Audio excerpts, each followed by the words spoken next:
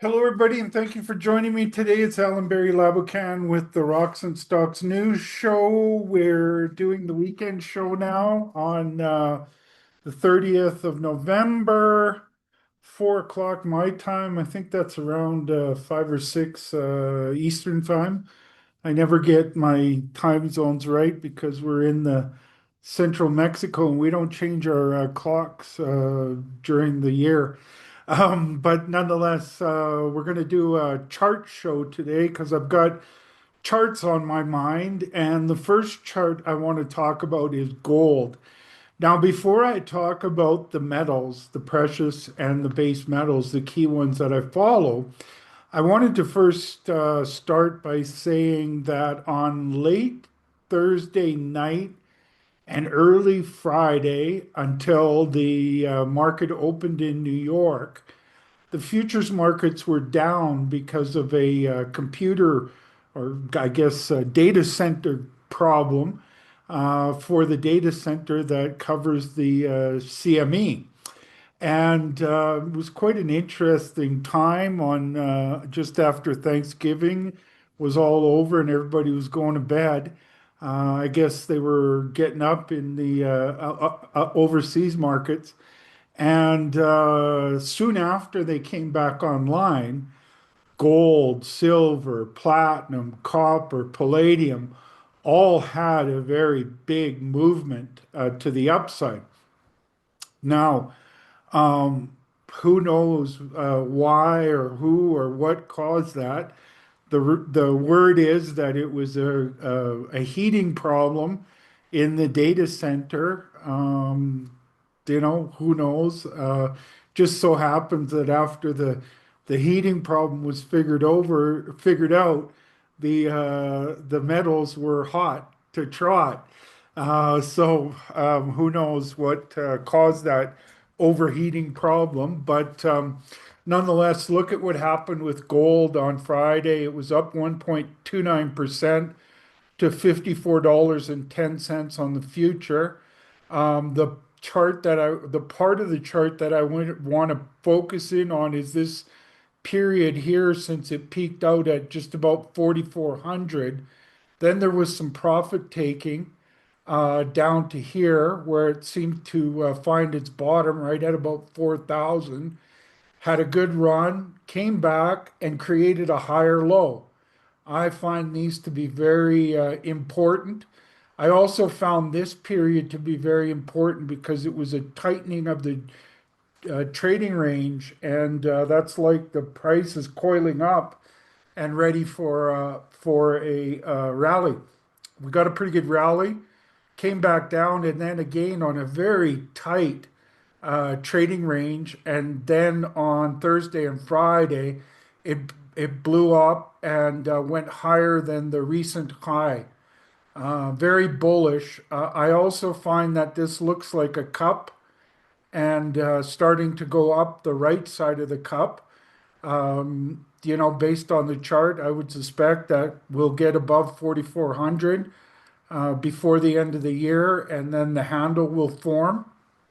Uh, how much I always watch for how much the right side of the cup goes above the left side of the cup, because what I often see is when they go significant, let's say it went to 4,500, then the handle is very short-lived, and then it's onwards and upwards from there.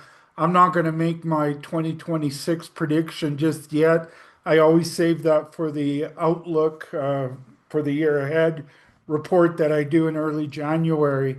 But this short-term action here in the last four trading days, especially the last two, has me believing that we're starting to head up the right side of the cup. Okay, so silver. Silver was a superstar, and it has already kind of made this cup and then blew above the high of the left side of the cup. And that suggests to me that any profit taking will be very short-lived and move up rapidly from there. It's now got into another record high back.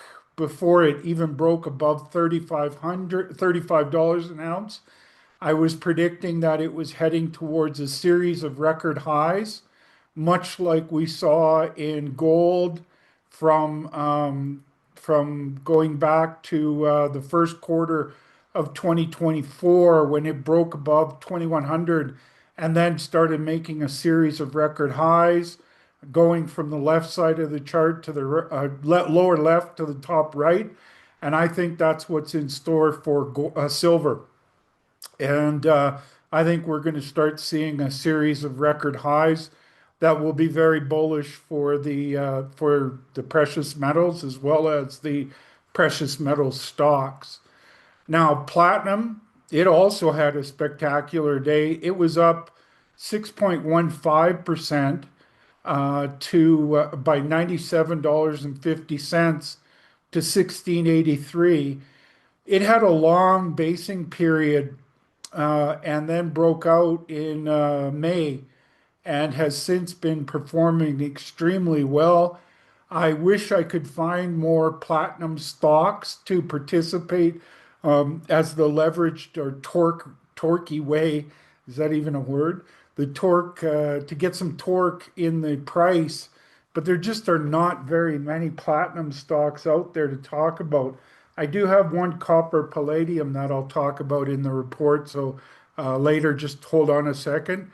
Copper, it also had a strong day. It was up 1.62% or 0.084 cents per pound to $5.27. This looks like we had after the Trump was talking about tariffs, it blew up. It blew up.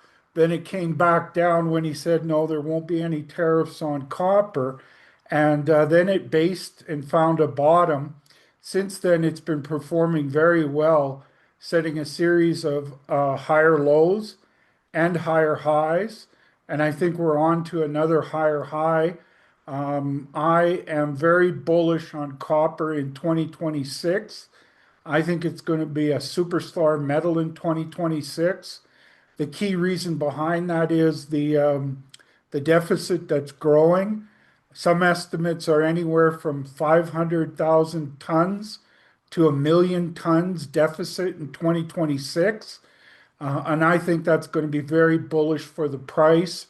And fortunately, I have some good copper stocks in my group that I follow. Palladium was up 2.53%. When I talked about palladium here, I was talking about the cup and handle it was creating. It blew way above the last high, and then it had some profit taking. But in Thursday and Friday, it also performed very well, up $37 an ounce or 2.53% to 14.99. All of these metals that I follow very closely have similar supply and demand fundamentals. The supply is soft to weak. The demand is powerful. And this is an underlining theme of why I think it's going to go, these metals are going to perform very, very well in 2026. Now, I also believe that in the case of gold, that it's the soundest currency, much better than holding, the oversupply of debt. In the U.S., it's now on its way to 40 trillion. I think it will reach that by probably the first quarter of 2026. And then you've got the fiat currency and the debt system is broken. And I think there's a move happening to a new version, or I don't know if it'll ever be official, but I think that we're heading towards a new gold standard. And that gold will make up a significant portion, like it already is, of the foreign reserve currencies held by central bankers. Outside the United States, they're now holding more gold than they are US debt. I think that's a very good strategy. I think we'll see more of that because ultimately I think that the fiat currency and debt system is broken. Plus, you've got stagflationary issues, and the debt keeps on getting worse. The cost of servicing the debt is unsustainable. So all systems are go for gold. On the silver side of things, it's a combination of all of the things I just talked about. Deficit, there has been for the last 5 years an annual deficit somewhere around 175 million ounces to 200 million ounces.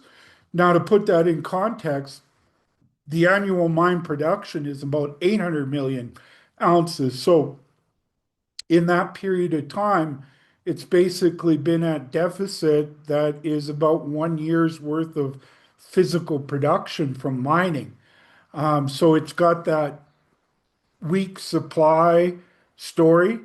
It's also got that currency story, a monetary story like gold, and with extra torque than gold. And also it's an industrial metal. What has caused a lot of that deficit is the fantastic growth in solar energy and the solar panels and how much silver they need. And so that's a very important metal. And I don't think it's any wonder that it's now starting to create what I think is a series of new record highs. Now, of course, copper is the most important critical mineral, and it's coming into a very substantial deficit in 2026 and for many years beyond that. The demand is very strong, and the supply is weak. And, you put those two together, especially when the supply is going to stay weak and the demand is growing from things like electric vehicles, data centers for artificial intelligence, as well as cryptocurrencies. Then you've got your cloud computing, and just power our energy, our power grids. In the developed countries, a lot of those are very old and ancient power grids that need upgrading to meet the needs of all of these new usages of energy that needs copper to get it to the end user, and to the data centers and in the data centers. I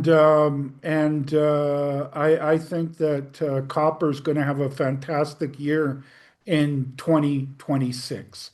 Okay, so last show and a show from a couple weeks prior to that, I started it out talking about valuations, and I think the opener on one of them was valuations never matter until they matter, and then they matter a lot.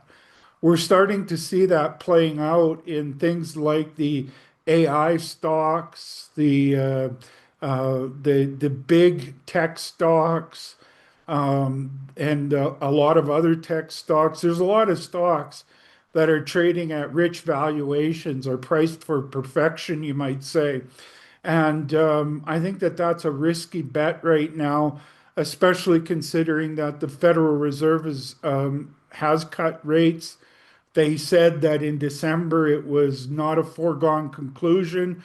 Upon hearing that, I immediately said it is a foregone conclusion, and they would be raising or lowering interest rates in the December meeting. And it did drop down to like a 30% probability, and now it's back up to 90%. And so I think that you're going to see the Federal Reserve cutting interest rates again in December. After that meeting, the Powell will only have three more meetings before he is finished in his term, and President Trump announces a new or appoints a new Federal Reserve chairman. The speculation is that that Federal Reserve chairman will be very dovish and cutting rates back towards the free money era. Apparently, the economy is going strong, and yet they have to lower interest rates while inflation is still at 3%. Something doesn't add up, but I think the net result of that will be very bullish for gold and silver. And really, they're throwing inflation under the bus. And that will be another situation that is very bullish for gold because they're going to make the real stagflation in the economy much worse than it currently is. And yeah, that's what some of the key indicators of what I think is happening with the valuations. Now, valuations mattering has not reached the gold miners, the silver miners, the copper miners. They're all making a lot of money these days with the price of gold, silver, and copper. The gold miners have been free cash flow machines for since all of 2024 and all of 2025. The silver companies are about to get into that free cash flow machine category. And same can be, I think, is can be said for the copper miners. And yet, you look at the valuations in the gold stocks. I think that they're more representative of when gold was at about $2,500 an ounce and silver was 35-ish. We're much higher than that now, and yet the gold miners, the silver miners, all the way down the food chain to the junior miners, the developers, and the explorers with the important discoveries are all being valued like gold is much lower than it is currently. And it's not even pricing in the potential, which I think is going to be proved to be the the reality of much higher prices. So the stocks are very undervalued and ready for significant re-ratings. And I think that that's the case up and down the food chain for gold, silver, and copper. So let's get into some names now of my picks. I have a pick group that I call my unicorn picks. I get the name unicorn from the technology sector. When a company has had phenomenal success in the tech sector, they're called unicorns. And I I'm looking for mining companies that have projects that can be very transformative. And that's those are the ones that I call unicorns. My first one that I have up here is Vizsla Silver, and I'm very happy with the performance of Vizsla Silver. I started picking it at about $1.50-ish back in 2020, back here somewhere in 2023. Since then, it was trading at about $1.50-ish. And as you can see in 2024 and 2025, they've been very good performers. Now, if you hearken back to the performance of gold and silver, you'll notice that they had this pullback here. And I want you to keep that as context when I talk about the charts that I'm seeing, because in the case of Vizsla Silver, they came off in some profit taking from around $7.15 down to about five and a half. And since then they had a run. They came off again when they announced that they were doing a debt financing through Macquarie, and they scrapped that and went with a better offer that is much more positive for the project Panuco that they're trying to bring into production. Now, with this facility that they just put together, and along with their cash, they have about two times or more of cash and liquidity on their balance sheet to fund the mining at Panuco and building the mine there. And so once everybody sort of realized, oh, well, I think some people thought that they were going to do the Macquarie and this new one. And what people realized over the last three or four, five trading days is no, that's not the case. They're getting rid of the Macquarie one and bringing this new one on and on better terms.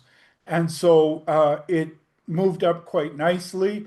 It also had a pretty spectacular performance. It was up 7.68% on Friday or 51 cents a share to $7.15. Bear in mind that this is the Canadian version. This is the Toronto listed, so this is in Canadian dollar terms. And but it trades in line with the US dollar in percentage terms. I'm very happy to have this company as a sponsor of my report. They have been for almost a year and a half now.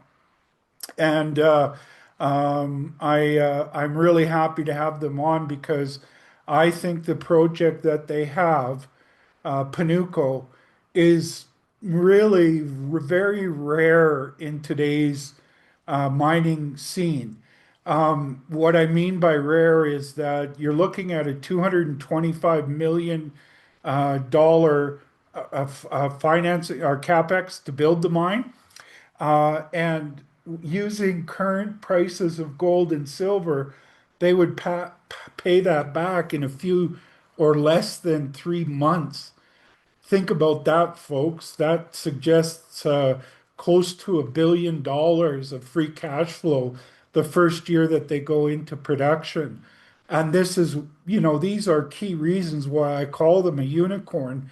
And I also think that they've got the quality of that project can launch them into becoming one of the largest silver miners in the world right out of the gate.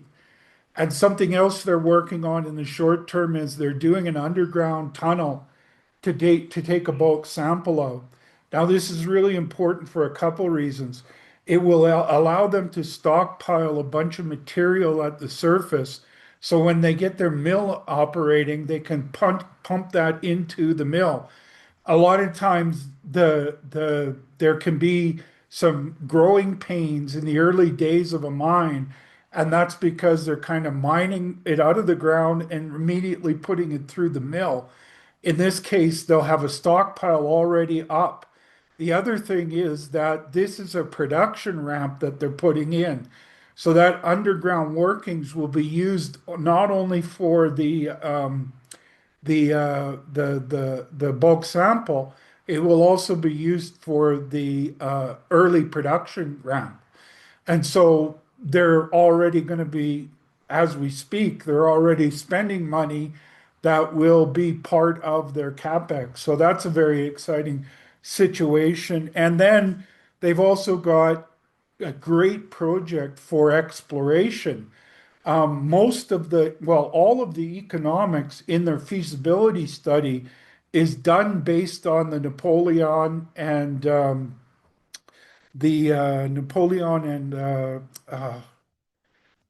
Copala veins. And now they found in the very early days what's called Animus. And what I see from Animus, which is over to the east of Copala and the other one is Napoleon, is the Animus. I expect to see more from Animus drilling that we'll hear about and other drilling that they're doing. So this is really a catalyst-rich company. And as you can see, performing very well ever since they had their Golden Cross back in early 2024. And yeah, great story for you to take a look at. Okay, another of um, my unicorns is in copper, and it's McEwen Mining, or McEwen Inc., sorry. They changed their name not too long ago from McEwen Mining Inc. to McEwen Inc. And as you can see, they went through a golden cross here. They've had a lot of really good news out. In fact, I did an interview with their their president or CEO of their copper division that is McEwen Copper, which is a private company that they are looking at plans to bring it public.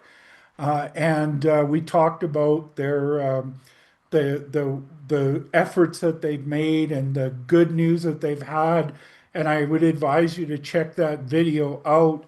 But at the end of the day, their Los Azules mine is a world-class mine. It's in the top three or top 10 of undeveloped copper mines in the world.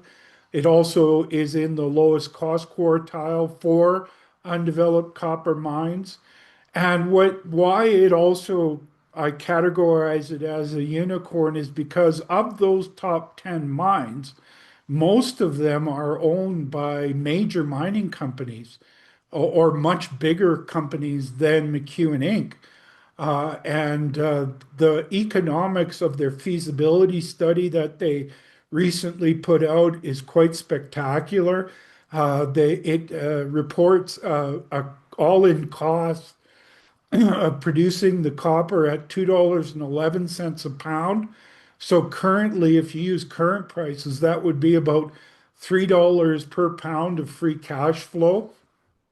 And it would be a very substantial producer of about 400 billion pounds of copper, which would bring in over about $1.2 billion in free cash flow, of which McEwen Inc. owns 46% of McEwen Copper. It also owns a royalty on that project. And so let's say about 50%. The other 50% is owned by three key groups. One is Stellantis, one of the world's largest car manufacturers. They own about, I think it's 17% of McEwen Copper. Uh, and Rio Tinto's venture called Newton owns about 14%, and I think Rob McEwen himself is in there at about 13%. So it's a very tightly held company, and I think that when it does go public, it will be very well received. And if you're looking at $6, $7 a pound copper, and generalist investors are wanting to look at copper projects, they're not very many for them to look at. So I think that that would be a very well received public company. So that is the McEwen Inc. story. And as I said, they are my copper unicorn. Now I'm going to go to Goliath Resources.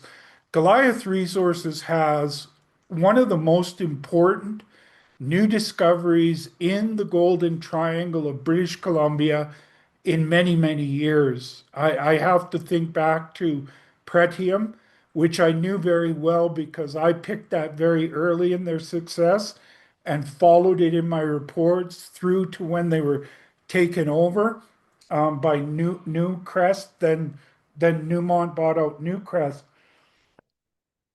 for their Brucejack mine, and it was a huge success. And it had very high grade, low cost, free cash flow machine. And I think that Goliath has the making of one of those. If you look at the key map that I keep pointing out to people is they have a map on their news releases and in their corporate presentation that shows the phenomenal amount of visible gold to the naked eye throughout an area in the mountain, which is about over 1 kilometer in one dimension, over 1 kilometer in another dimension, and about 800 meters of vertical relief. And inside that, in their various different drill holes, I think it comes in at about 85% of the holes had visible gold in them. It's quite a spectacular project, and I think ultimately it will be an important mine in the Golden Triangle of British Columbia for high-grade gold. And so have a look at Goliath Resources. They've been performing very well since early 2025. They were traded at about $1 a share. They closed Friday at $2.76 a share. They've traded as high as $3.50 a share. They have a whole bunch of drill holes from their summer drill campaign that basically ran until about September. So they'll likely have assay results coming out into the first quarter of 2026. And, with these kind of projects, uh, they tend to have a lot of very pleasant surprises along the way. So I'm looking for some pleasant surprises out of their drilling, and that will happen. Well, in my opinion, gold is headed a lot higher. There just are not many of these companies that have these important high grade gold discoveries, especially in a prolific mining camp like the Golden Triangle of British Columbia. And so that's what makes Goliath a unicorn pick for me. And also, I'm a shareholder of the company, so I want you to be aware of that.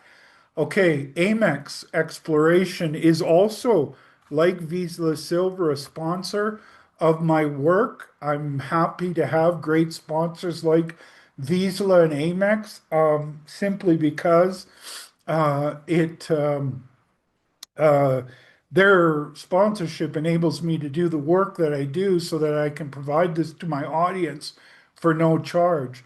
Now, they became a sponsor back in here, had a good run, and then they came down quite significantly because they put out a resource estimate. Now, they also were doing a preliminary economic assessment that came out here and saw this run. But I think that the market was anticipating a lot larger of a resource. And I think that that is there, but because when you do a preliminary economic assessment shortly after doing a resource estimate, you have to use pretty conservative numbers because they have to then be plugged into a preliminary economic assessment. And it ended up bottoming at around 80 cents in April. And then the company started to talk about their path to production. One of those events is to do a bulk sample, and because of the high grade portion of their Champagne zone, which is over 800,000 ounces in the indicated category, it has an average grade of 16.2 grams per ton on it. A lot of times when companies do these bulk samples, they're kind of a dollar for dollar swapping kind of exercise because they're much lower grade. I don't think that's going to be the case here because it's such a spectacularly high grade, and there are nearby mills that they can have that process through. Another thing they're talking about a lot lately is that they are going to be doing a preliminary economic assessment on doing a custom mill or toll milling operation in the early few years of production at the Champagne zone. And the idea is there again, because it's so high grade and there are so many mills in the area, that it would benefit from these and be a profitable situation. And then they would use that profit to build a mill on their Perron project in Quebec. I recently did an interview with them too, and I would advise you to go to my YouTube channel to check that out or on my Substack, and you'll get a good understanding. I spoke with their VP Exploration and their CEO, Victor Cantori, of all of these plans that they're working on. But the point I would like to make is that as soon as they started talking about a path to production and the grades and the staged way that they're going to go about doing it, that it started to get a lot of attention. It broke above the 50-day moving average It had a golden cross. It stayed well above the 50-day moving average for 4 or 5 months. When all the gold stocks and gold came off recently, they got back down to that 50-day, but it dipped underneath it and then quickly got above it and has had a significant breakout over the last 4 or 5 days. And what I would consider this is showing a lot of relative strength. You'll see what I mean by relative as I start to talk about more of these charts for the gold stocks. But yeah, that's the story for Amex. All right, now I've got a group of companies that I call my top of mind picks. And these are companies that I've been doing a lot of homework on and really like what I see. And so I've been talking about them a lot. And one of them is Sokoman Minerals. Now, pay, be aware that, oh, for one, I'm a shareholder of the company, quite a significant shareholder at that. And another thing to be aware of is that on Monday, they are changing their name to Pirate Gold, and they will be then trading under the name Pirate Gold on Monday with the stock symbol of YAR, YARR. I think it's good branding, and I think they want to change the branding of the company because really the management has changed significantly as well, which is why it had this big run recently because Denny Laviolette came on and Greg Matheson came on, and they were instrumental in the big success of Newfound Gold. Denny Laviolette is an extremely talented geologist with great a reputation in the industry.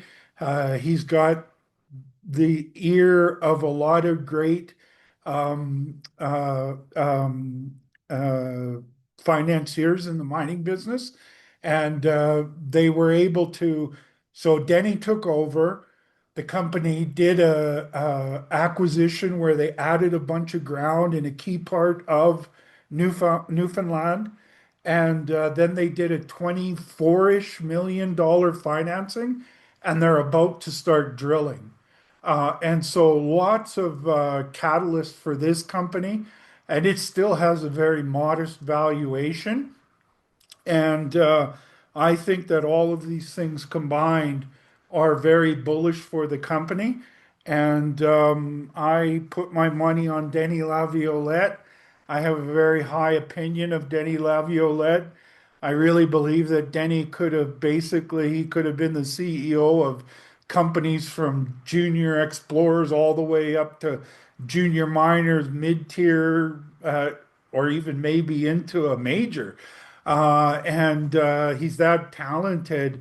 And so for him to take over a tiny little company like Sokoman, soon to be Pirate Gold, as of tomorrow, I think speaks volumes to the quality of the project. I hope to have Denny on a show in the not too distant future to talk about once they get their drilling underway.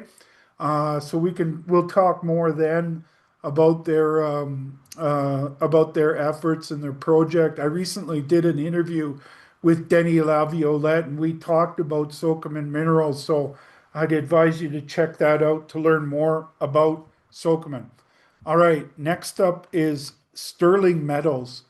Sterling Metals, they just closed off of financing, so they had great drill results. I'm also a shareholder of this one. They had great results. It broke out quite dramatically, and rightfully so because it hit very high grades of copper and other metals in their in this project near Batchewana Bay in Ontario. And I also found it very impressive that if you look at where they sort of broke out from, let's say 46 cents and traded all the way up to $3, the profit taking maintained a lot of that gain. And this is also a very something I consider as relative strength. And as they've been closing off the financing and they also have more assays pending, they are trading in a very bullish fashion. And they had their golden cross back here in early July. It had a spectacular trajectory to the 50-day moving average and the 200-day moving average. So no matter how I look at the company, whether it's on the quality of their project, the amount of money that they've been able to raise, the and all and the large land package that they have, and the people that are involved with the company, and they also have very little stock out. So even at this $2 price or $2 price, I think is very attractive. And yeah, that's the Sterling Metals story. All right. Next up on one of my top of mind is KLDC is their stock symbol. Kirkland Lake Discoveries is the name of the company. This company also had recently a very impressive discovery. The stock broke through the 50-day or 200-day moving average in a very sharp and high trajectory. And the trajectory of both the 50-day and the 200-day is very bullish. They raised, I think it was about $14 million recently. So after that big run, they didn't give back very much of the gain, showing a lot of relative strength. And that sideways action happened while they were closing out a private placement. And now they're drilling a 25,000-meter drill program. And I think that there's a lot of good things happening for this company. I think you'll see a lot of great catalysts out of the company in the for the rest of this year and throughout 2026. So do your homework on KLDC, Kirkland Lake Discoveries. I'm also a shareholder of that one.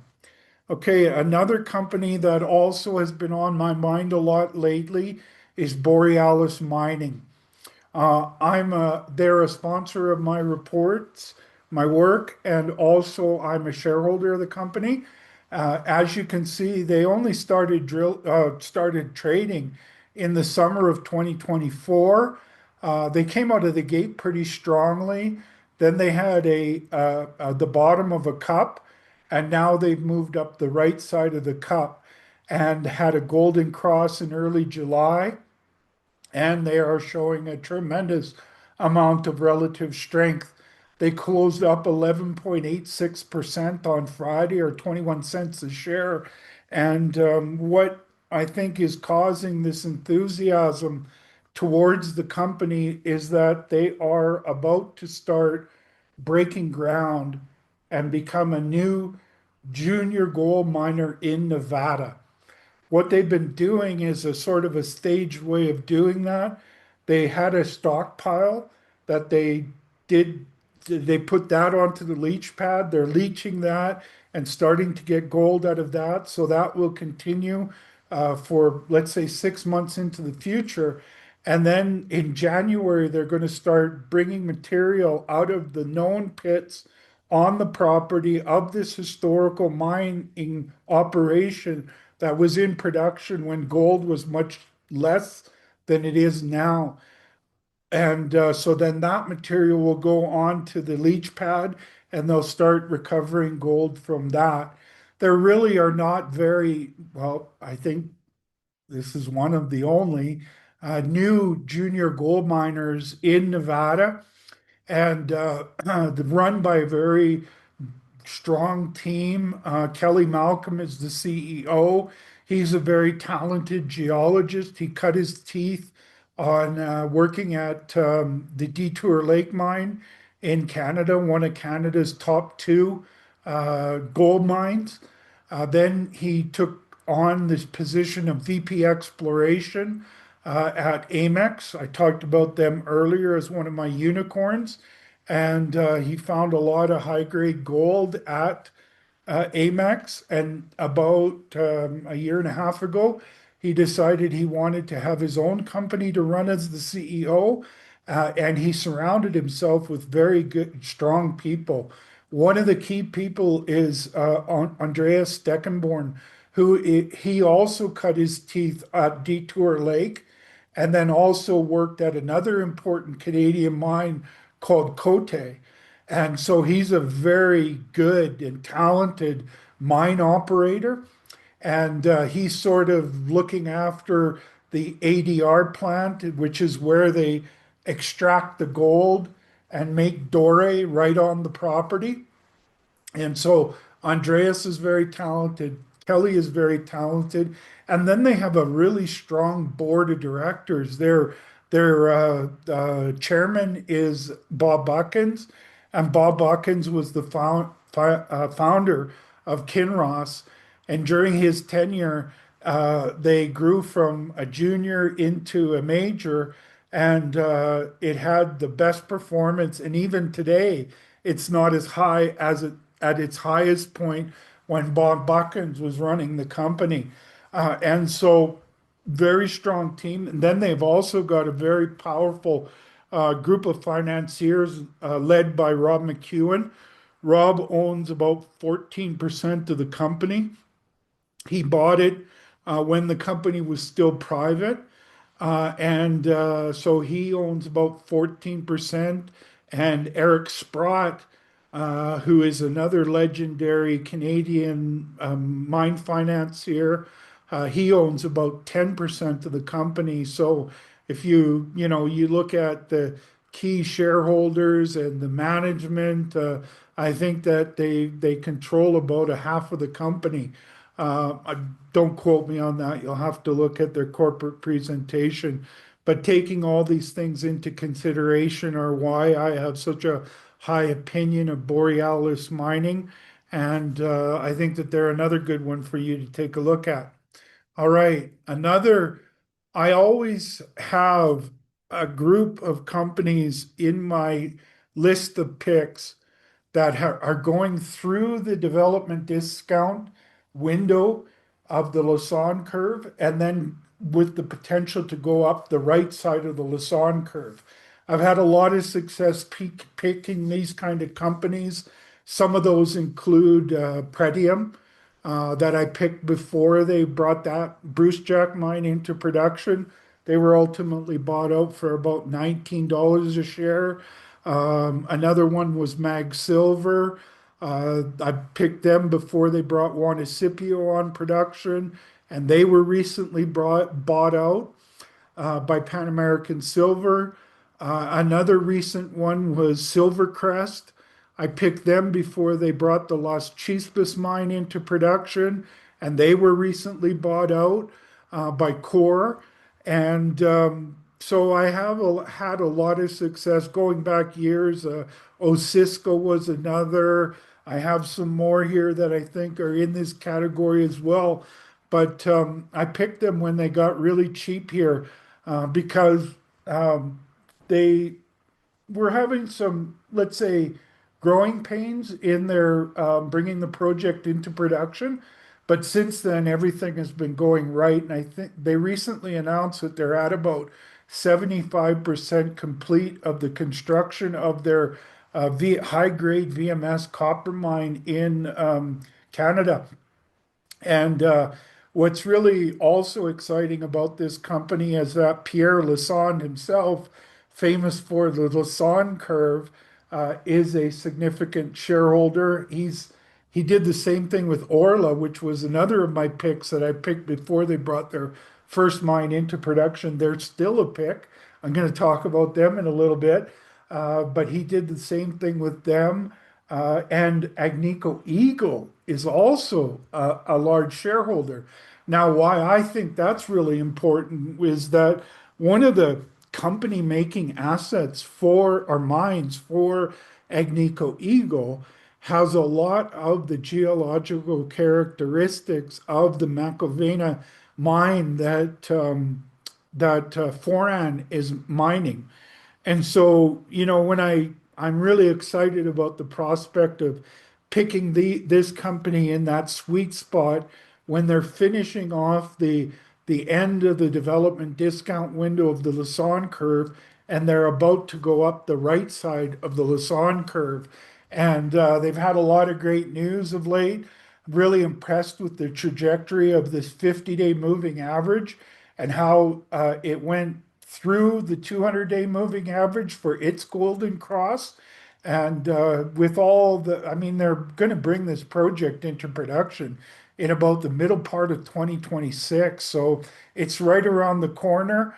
And yeah, I think they're going to have a lot of great news. So that's one of my current let's say, going up the right side of the Lassonde curve picks.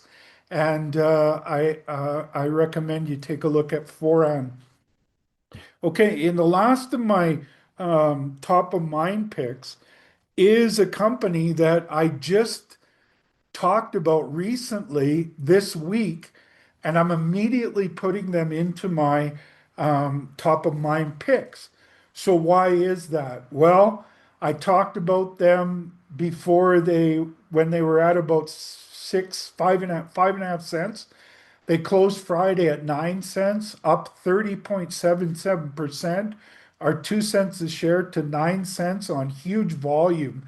And what has me excited, and obviously the market, by the way, I'm a shareholder of this company, fairly significant one as well.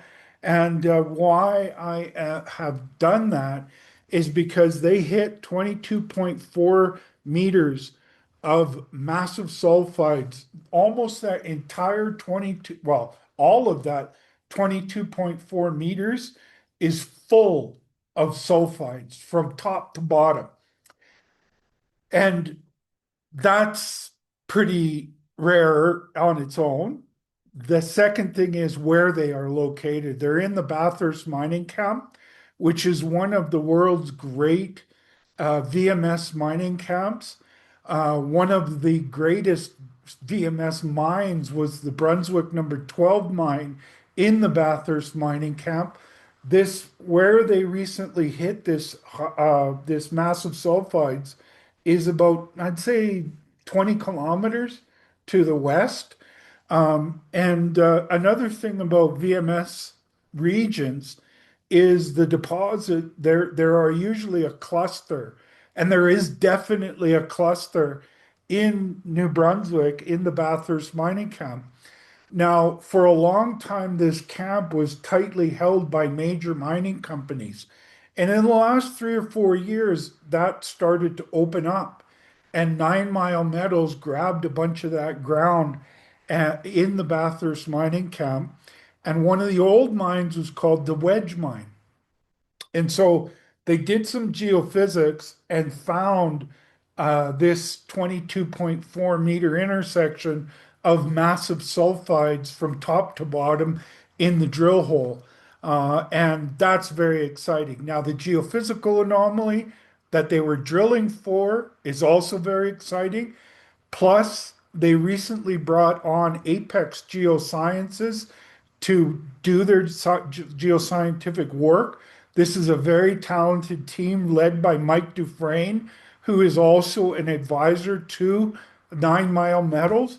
And I don't think it's a surprise, let's say, that since Mike got involved in the very first target they drilled, they hit a thick intersection of massive sulfides. And so that's why it's quickly become onto the top of my mind picks list. And I'm very bullish on Nine Mile Metals. All right, now I'm going to go to my special situation pick. I only have one of those. And why I call it a special situation pick is because Earth Labs is an interesting story in that they own a bunch of really top-notch digital marketing platforms. One of those is CEO.ca.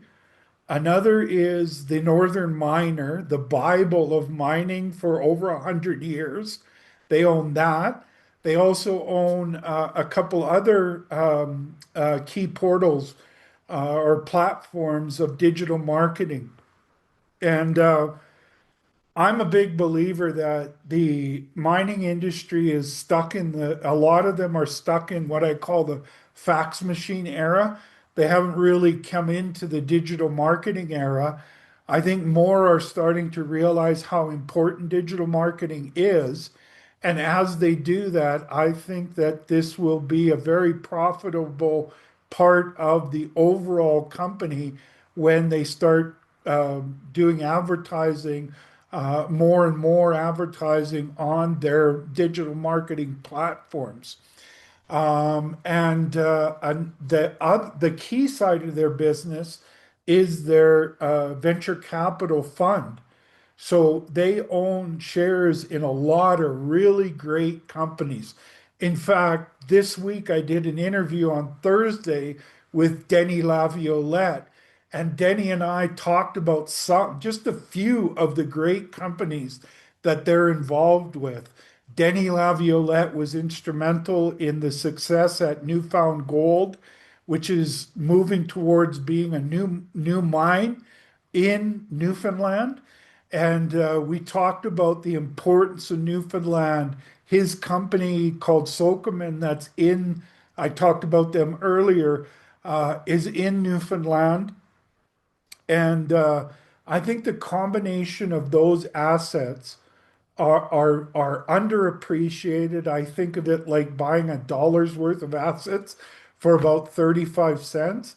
And if that was my only reason, well, the potential for a 300% gain is quite attractive. But what I really think is going to happen with Earth Labs is that dollar I'm talking about, I think it's turned into two, three, four, $5 in the not too distant future.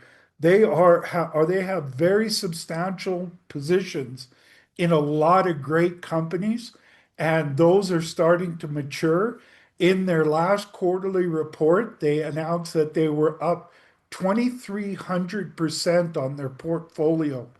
In the same quarter last year, they made around $1 million. And in that same quarter this year, which was recently reported, they that turned into $23 million of profit on their positions. And so really good stock pickers, really smart guys running the company. Denny Laviolette kind of oversees everything. As the chairman, I think he's executive or non-executive, one of those. But yeah, Earth Labs that's why I call it a special situation pick. They're not your classic explorers. They invest in explorers. And they've got this digital marketing assets that are very attractive as well. So all of that combined is why they make a special situations pick. And another one you should take a look at. Okay, let's look at my major mining picks. One of those is Agnico Eagle. I picked them way back here when they were trading at about $60 Canadian per share. As you can see, they were up 0.7% on Friday, or $1.69 to $243.79. They have showed a lot of relative strength compared to the movement in the price of gold. And basically, what's made this movement from $60 when I first picked them to 243 is that they have made a series of records in free cash flow per quarter. The final quarter of 2025 is going to be the best quarter ever for the average price of gold during a quarter. And so I think that they're going to have another great quarter in the final quarter of 2025. And they have significantly outperformed gold, which is why I picked them, because I thought that they're such a great, well-run company that keeps their costs down around the average cost of the industry, which is around $1,500 per ounce of silver. That's their all-in cost. The rest is free cash flow, and they are doing a very good job on both of those metrics. and are most importantly significantly outperforming gold. And that's the torque that you get in the gold stocks compared to gold when you pick a great company like Agnico Eagle. And for the generalist investor out there that wants added torque to the movement and the price of gold, but with less risk, this is a great one for them to take a look at. So that's the Agnico Eagle story. I only have four precious metal, major precious metal miner picks. Another one is Newmont. Newmont is a relatively new. Uh, why do they always, these guys always give me problems here? Okay, this is their US listing, and I picked them just before they went through their golden cross. Let's say it was trading at about $43 a share. They had a golden cross and have been just a superstar ever since.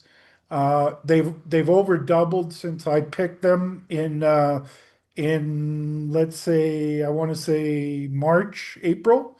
And in a very short period of time, they're over double. They closed up 0.23% on Friday, or 21 cents a share, to $90.73. And why I picked them is because they sold off all their tier two assets and got more, almost double what they had initially thought they would get out of those assets. And then they've been focusing on their tier one mines. Now, when you get rid of a bunch of mines like that, your production amount is going to go down. But what happened in their recent quarter is they had their highest free cash, the record in free cash flow. So that's why I picked them, because, and also they acquired Newcrest. And so Newcrest, by the time I picked them, was fully integrated into Newmont.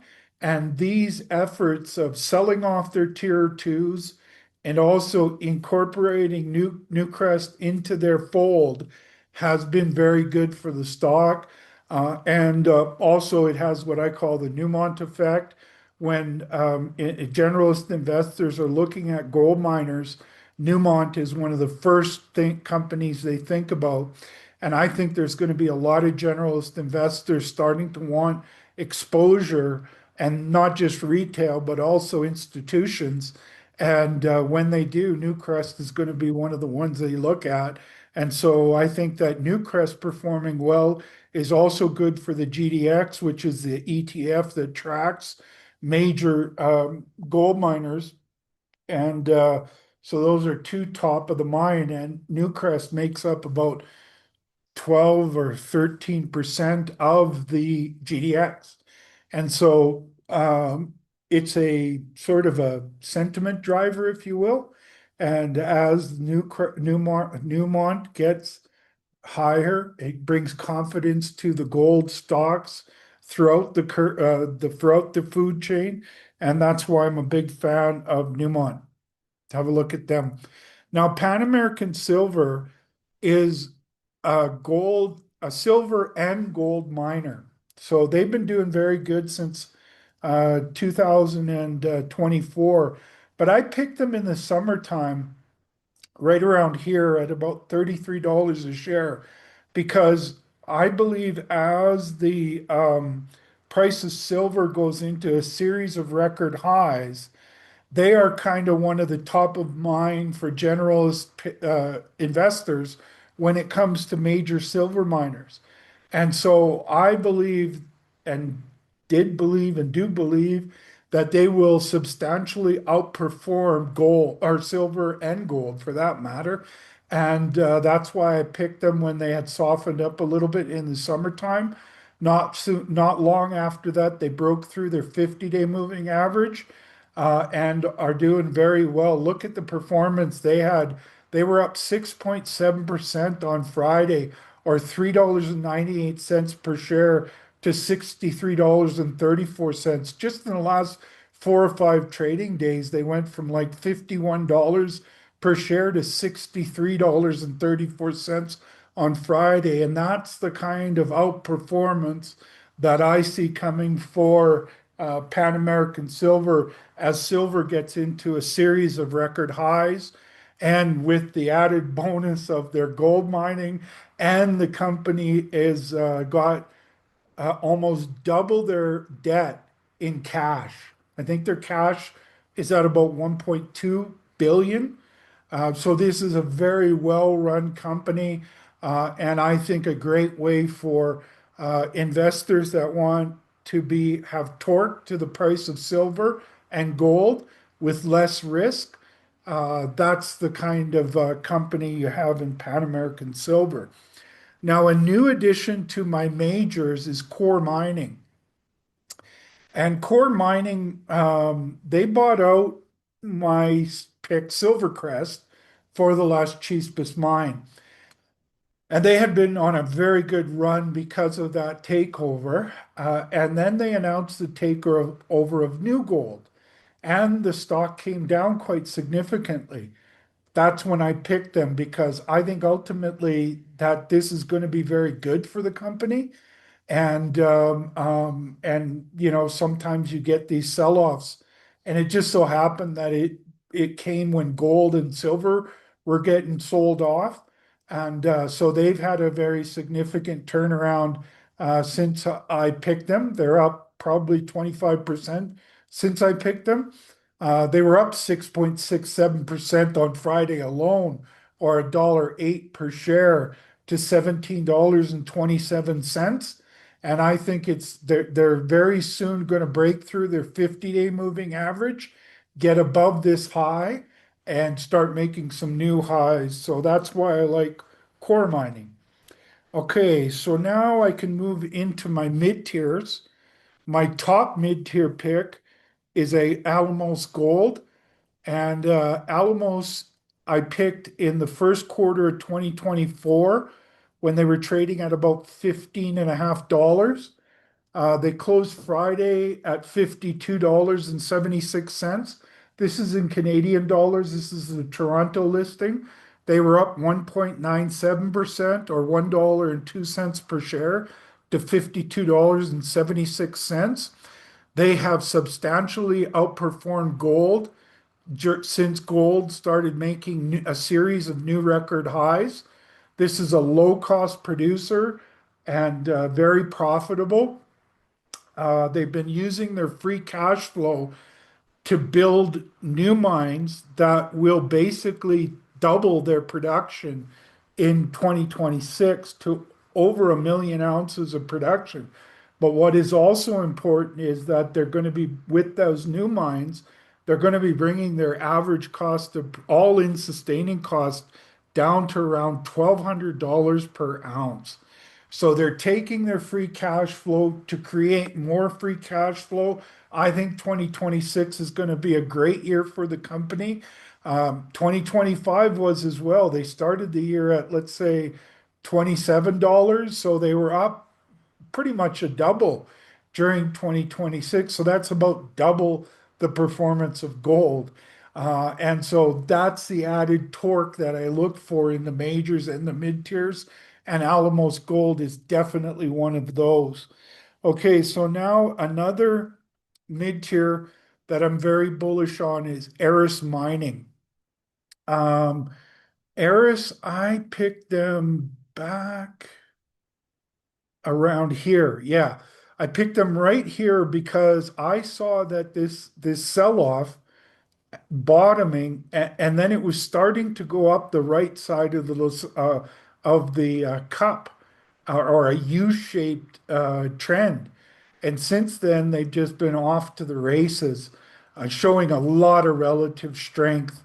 On Friday, they closed up 0.77% or 15 cents a share to $19.73. They've got their Segovia mine that is a free cash flow machine. They're going to be building their Maramato mine. Then they got Soto Norte. They're focused in Colombia on very high grade mines. The company's run by Neil Woodyer. He was instrumental in growing Endeavor into a big success. And this is his next venture that I think is going to be a big success. So, they basically doubled since I picked them. And I didn't pick them because I thought they would be a short-term double. I think that they're going to grow into being a much larger free cash flow machine of a miner. And I think that's going to be very good performer while gold continues to go much higher, which I think it will in the next well, for the foreseeable future. And so Aerys is another one I like a lot in the mid tiers. Equinox Gold is another that I like a lot in the mid tiers. They are simultaneously bringing two gold mines into production in Canada at the same time. One is their Greenstone mine in Ontario, and the other is their Valentine Lake mine in Newfoundland. And they were having, when I picked them, they had a stumble because they were having some problems or growing pains, if you will, at bringing their Greenstone mine into full commercial production. Then they brought Darren Hall in. And when they brought Darren in, I got very bullish on the company when it was trading at about $8 a share. Since then, it's over doubled to $19.56 a share on Friday to $2, up 2.19% or $42 a share to $19.56. They are also showing a lot of relative strength. I love companies that show relative strength when others are kind of stumbling. These guys are continuing to move forward. I do believe that we're coming into a very good scenario for the gold miners.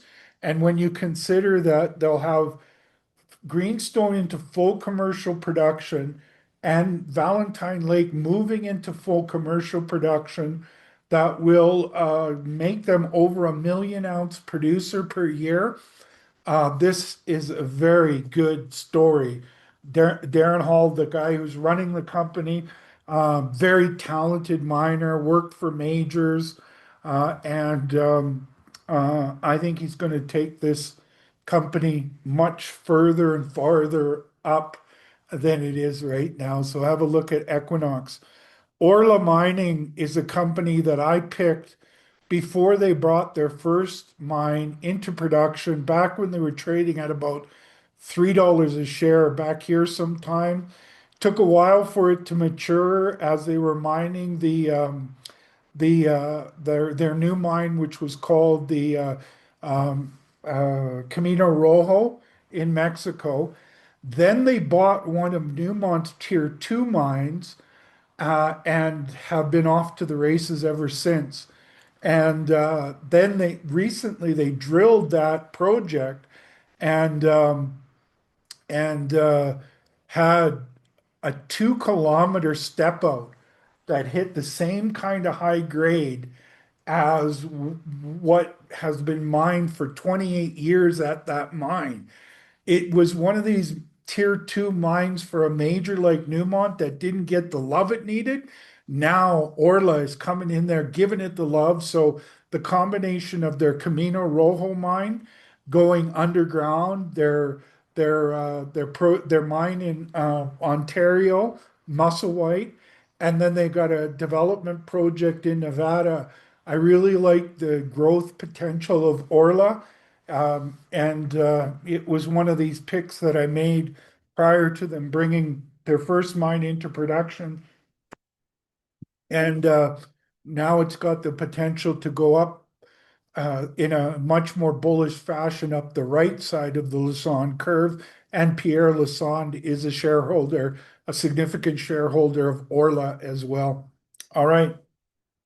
So I've gone through my unicorn picks, my top of mind picks, my special situation pick, my major precious metal miners, my mid-tier gold miners. Junior gold miners, one of them I've already talked about, which is Borealis Mining earlier in the show. Another is Heliostar.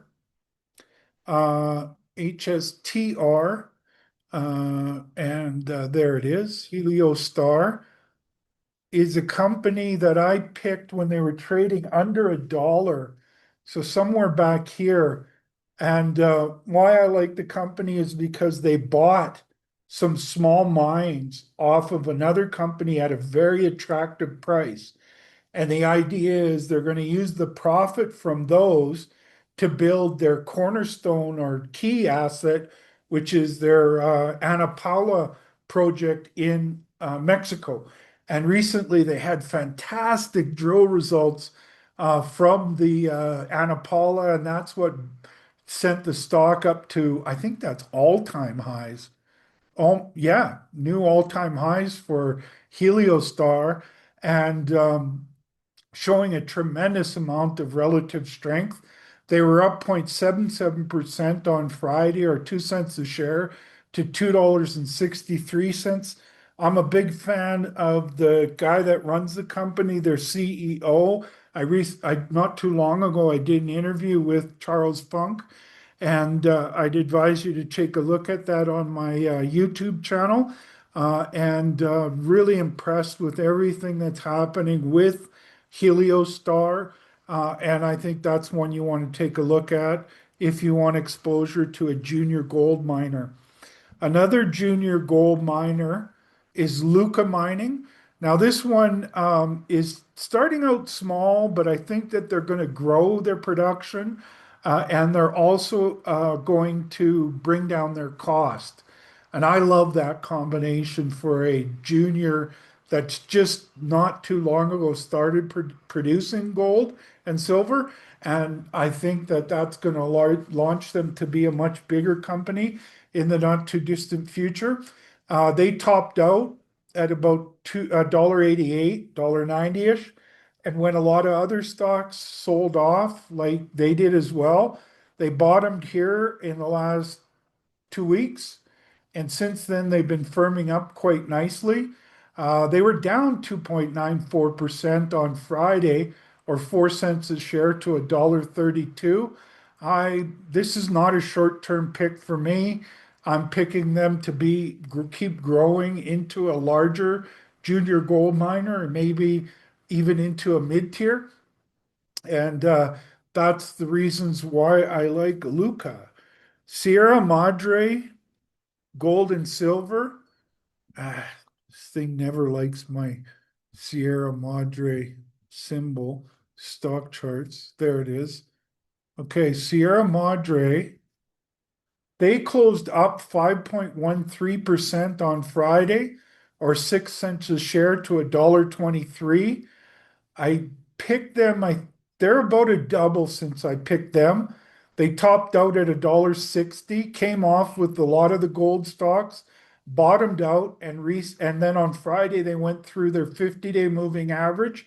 Their 50-day moving average had flattened out, and I think they got a great chance to break out above the 50-day moving average and take a run at this high of $1.60. So take a look at Sierra Madre. And then a new pick of mine is West Red Lake Gold. I just picked them in the last 10 days or so. They were down around here at about 80 cents a share. They closed on Friday at 90 cents a share. They were up 2.27%, or 2 cents a share to 90 cents. Why I picked them is they're bringing the Madsen mine back into production. And I was watching the progress of how it was moving towards commercial production. Now, this is a project that they think will produce somewhere around 40 to 50,000 ounces of gold per year in 2026 and grow from there. And when I heard recently their CEO talk about them being at about 7,000 ounces for the final quarter of 2025, it that told me that things are moving in the right direction. They're all getting very close to their target commercial production. And they're well on the way, let's say about 80% of the way to getting to full commercial production. And then when I looked at their valuation relative to the amount of gold they produce, and I compare that to other companies, I think that this company has a potential of a double or a triple, or maybe even more in 2026. And so that's why I picked them.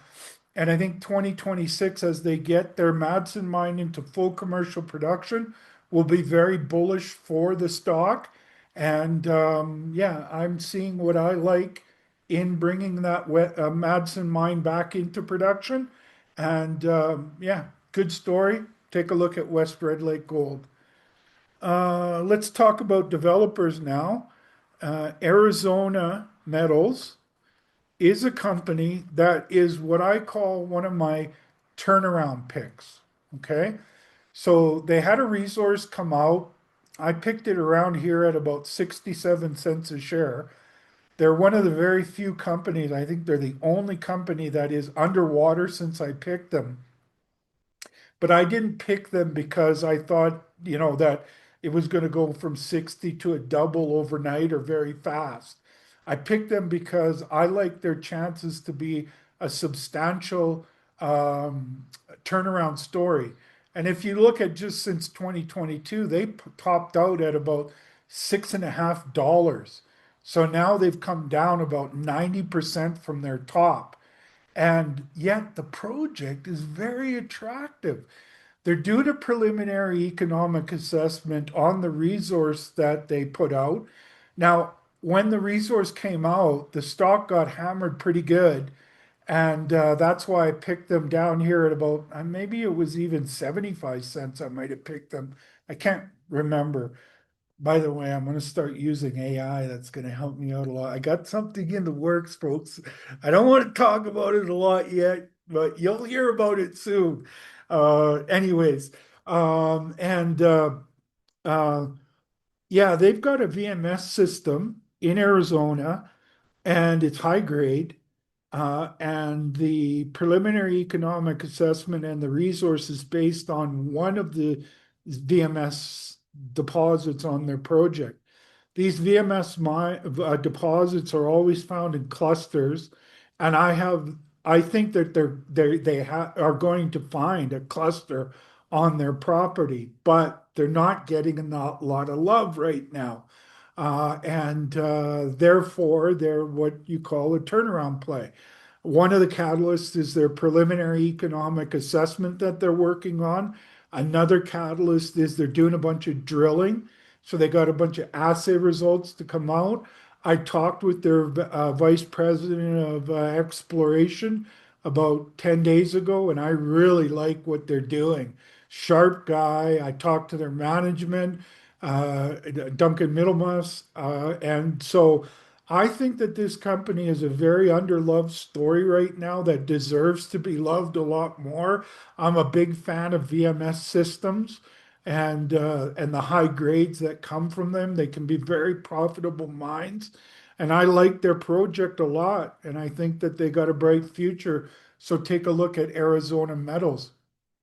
Another of my developers that I think has a very great future is BlackRock Silver. Now, BlackRock, I think I originally picked it at about 50 a share. They closed Friday up at 78 cents, up 9.86% at 7 cents a share. Now, why I like this project the company so much is that they've got the highest grade undeveloped silver mine in the world. It has a very high average grade, and it's in Nevada. It's very close to the town of Tonopah. And when you look at the cost to bring it into production, the free cash flow it will generate, that it's already at about 110 million ounce resource that's growing. 100 million ounce is sort of a rule of thumb that we look for in the mining industry because it suggests a 10-year mine life producing about 10 million ounces a year. They're at that threshold, but I think that their deposits are going to get a lot bigger. So you got that as a catalyst. They're doing the economic evaluations as catalysts. You've got an undervalued story as far as I'm concerned, considering what they have. And if you're an investor like me that wants exposure to silver through developers of silver mines, there just are not very many to choose from. And so as more generalists start getting into the space, the gold, silver space, they don't have a big menu to choose from. And that gives BlackRock Silver a great chance for a re-rating that is substantially higher than its current price. And so that's their story. Uh, the next one is Generation Mining. And Generation Mining, I would love to have more exposure and picks in the um, with platinum and palladium in their projects, but they're hard to find. And I picked this company at about 30 cents. They basically doubled since then. They're up 5.36% on Friday, or 3 cents a share to 59 cents. This company has an important copper palladium project that also has platinum and gold in it, and it is gone through all the permitting, and it's going to be a mine of the future. And this is one of those that I have picks in the development discount window. I think this quality of this project, the Trans-Canada Highway goes right through their project. It's right beside the town of Marathon in Ontario. It is a strategic minerals project that I think is very underappreciated. And I think Generation Mining has a very bright future ahead of them. And I think you should take a look at them. Now, Meridian is down in Meridian. Oh, sorry. Meridian Mining is in Brazil. And they've got a project, a copper and gold project that's in the development stages. It's open pit, high grade for an open pit, uh, copper, gold, and in a VMS belt. They own the entire belt. It's up quite substantially from when I first picked them. On Friday, it was up 1.29% or 2 cents a share to $1.57. And they are showing a tremendous amount of relative strength, performing very well since they had their golden cross back in March of 2025, earlier this year, and have been performing very well. And that's a, a sign of the quality of their project. And yeah, I'm a big fan of Meridian and their advanced project that I think will make a fantastic mine of the future. And another one you should take a look at. Okay, Newfound. Oh, sorry, that's NFG. Newfound Gold recently bought out a brand new mining company in Newfoundland. It's just recently started production, and they're going to use that to help them advance their Queenway project in Newfoundland. And um, after their resource, they got beaten down to about $1.39. I picked them just before they went through their golden cross. Done very well since then. They closed Friday up 1.53% or 5 cents a share to $3.31. I'm a big fan of the mine they're developing in Newfoundland. And I think this one has a bright future. It's substantially off its all-time high, which was around $15 a share. And actually now they were just having exploration success back then. Now they're a junior miner and they're a developer and they've got a lot of exploration potential ahead of them.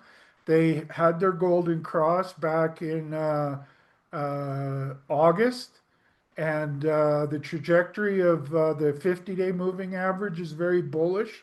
I don't think it's long before the 200-day moving average starts going up quite substantially, and a lot of catalysts for this company. So take a look at Newfound.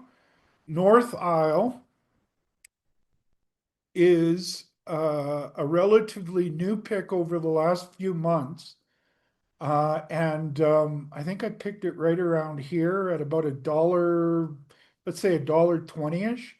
They closed Friday at $1.98. They were down a 0.5% or 1 cent a share, developing a copper gold in Vancouver Island of British Columbia at the very north end of Vancouver Island.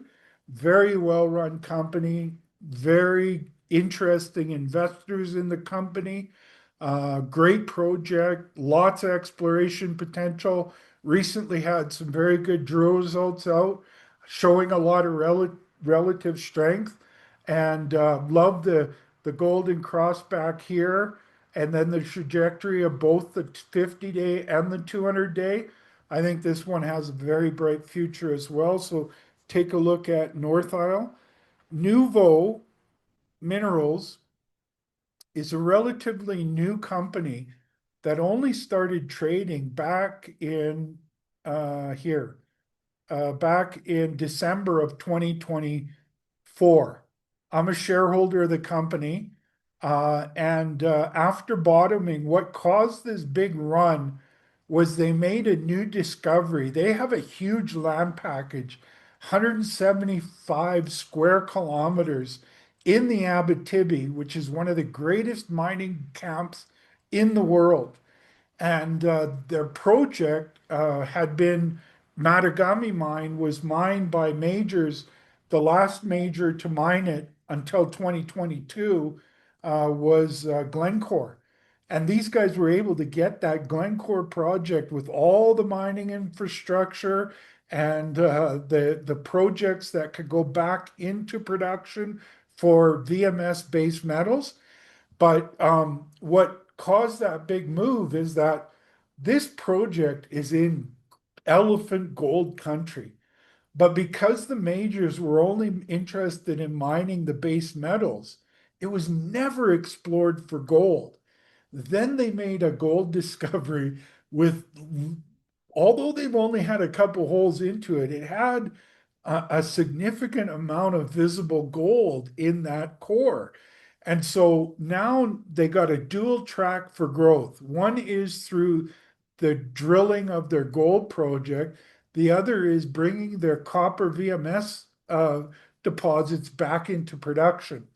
As you can see, of late, they've been performing very well. They've ran up quite nicely. They busted through their 50-day moving average over the last week or so.